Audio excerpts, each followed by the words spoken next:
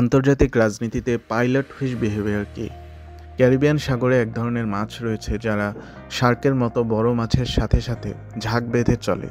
এর প্রধান উদ্দেশ্য হলো বড় মাছটির সাথে সাথে চলার কারণে তাদেরকে যাতে শত্রুরা আক্রমণ করে ভক্ষণ করতে না পারে।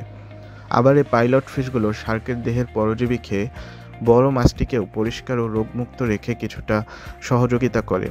ফলে বড় মাছটিরও এখানে স্বার্থ রয়েছে। আন্তর্জাতিক রাজনীতিতে পাইলট ফিশ বিহেভিয়ার এর অনেক উদাহরণ রয়েছে। স্মল স্টেটগুলো, অর্থাৎ যারা সামরিক বা আর্থিকভাবে দুর্বল, তারা বৃহৎ রাষ্ট্রের আনুগত্য বজায় রেখে চলে যাতে নিরাপত্তা লাভ করতে পারে। সামরিক, অর্থনৈতিক ও কূটনৈতিকভাবে এই ক্ষুদ্র রাষ্ট্রগুলো বৃহৎ রাষ্ট্রটির ওপর নির্ভরশীল থাকে। এ ধরনের ক্ষুদ্র রাষ্ট্র স্বাধীনভাবে পররাষ্ট্রনীতি প্রণয়ন করতে পারে না। সবসময় তাদেরকে বৃহৎ রাষ্ট্রটির ইচ্ছাকে প্রাধান্য দিতে হয়।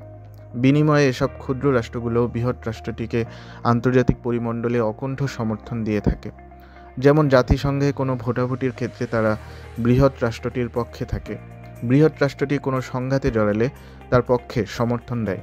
এমনকি বৃহৎ রাষ্ট্রের জন্য তার নিজ ভূখণ্ড ও সামরিক শক্তির মাধ্যমেও সহযোগিতা দিয়ে থাকে।